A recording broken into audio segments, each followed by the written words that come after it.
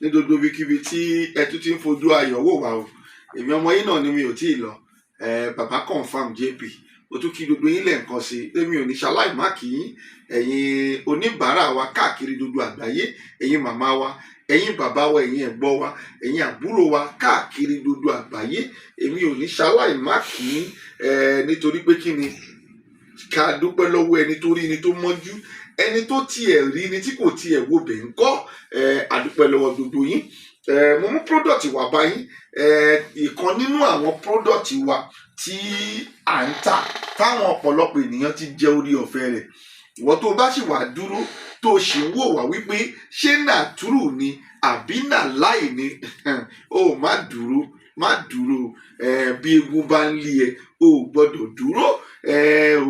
Ní gbégbé onítò bàbá wọn gbé, ó ṣeé ṣe kí wọ́n gbé sí ẹ̀kúnlé rẹ o. Ọlọ́run ò ní jẹ́ kí wọ́n gbé sí ẹ̀kúnlé rẹ, kò sì ní jẹ́ kí wọ́n gbé sí ẹ̀kúnlé tèmi. Kí ni mo mú wá fún yín ní alẹ́ yìí? Egbògi Aleko ni mo mú wá o.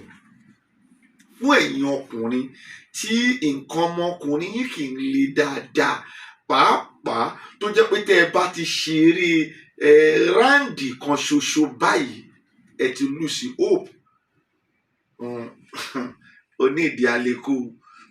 Ọkùnrin tó ṣe ráǹdì kan, tó sáré ṣeré ráǹdì kan láàárín 2 minutes, ẹlòmíràn abẹ dóyàwó rẹ̀. Ọ̀pọ̀lọpọ̀ kéèsì ló ti déwájú mi nípa àwọn tí wọ́n máa ní nítorí irú nǹkan báyìí tó ń ṣe àwọn ìyàwó àwọn ń ṣàgbèrè kiri ń ta. Má jẹ́ kí tiẹ̀ rí bẹ́ẹ̀ o, ìwọ tó wò mí tí ìyàwó ẹ̀ ò tí ì bẹ̀rẹ̀ sí ń ṣe àgbèrè kiri. Sórí egbògi ni egbògi yanrantí, egbògi Yorùbá, ohun tí Ọlọ́run fún wa gẹ́gẹ́ bí ẹ̀bùn tá a kó pọ̀, ewé àti egbò tá a kó pọ̀, òun ló di egbògi Aleko yìí. Ọ̀dà tiẹ̀ kíákíá, ìwọ tí ẹ pé ìṣẹ́jú kan ló ń ṣe, ìwọ tẹ́ kíní ẹ̀ ò ń dúró dáadáa, ó máa rán ló bóbìnrin ṣeré, obìnrin ò sọ fún ẹ pé ó ń kanlẹ̀ jù, ó ń waste time ara ẹni. Tó bá bóbìnrin ṣeré tóbìnrin pariwo pé ó ń kanlẹ̀ jù, ìgbà yẹn gangan ló ṣẹ̀ṣẹ̀ ṣeré. Ó nílò egbògi Aleko pé o ṣeré 1 minute, o lè lọ 2 round, o lè lọ 3 round. Egbògi Aleko nìyí. Èyí kì í ṣe wípé àwọn ń ṣe ọ̀rọ̀ ẹ̀fẹ̀ ń bí, àbí èyí kì í ṣe wípé ṣé onígbàgbọ́ náà ló ń sọrú nǹkan báyìí. I am telling you, sex, it is part of religions.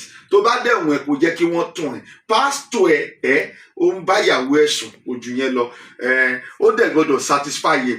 Tí pásítọ̀ ò bá satisfy ìyàwó ẹ̀, kì í sọ pé ilé wọn máa túká ni, àbí kí ìyàwó rẹ̀ fúnra ẹ̀ gan kó lọ máa dóko níta, kò jù yẹn lọ. Má jẹ́ kí n tún ẹ̀. Sex, it is part of the religion tó o dẹ̀ gbọ́dọ̀ mú kúrò láàrin ìrìn àjò yẹn. Òun ni Aleko tí mo mú wá fún ẹ yìí. Ìkejì, ọ̀pá ẹ̀yìn.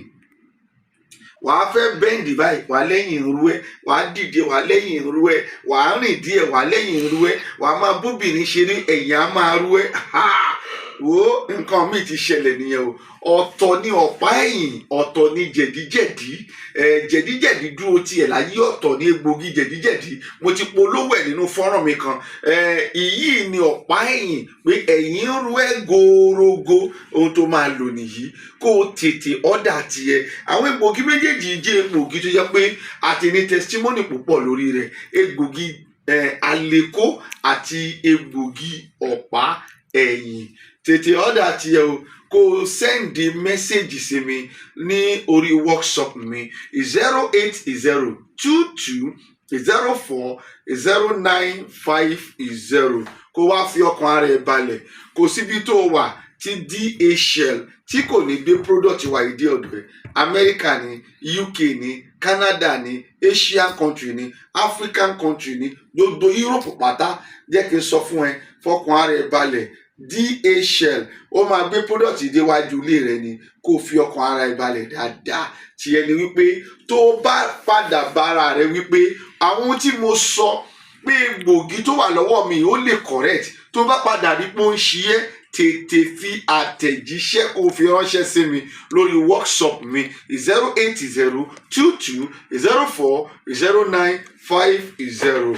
ẹ ṣé gan ni once again ojú òní tì yín mo wá fẹ́ jẹ́ kó bá mi share fídíò yìí gbogbo ọwọ́ tó bá wá padà share fídíò yìí ó ní tọrọ jẹ ó sì ní tọrọ mu pẹ̀lú àṣẹ Èdùmàrè ẹ ṣé gan ni God bless you.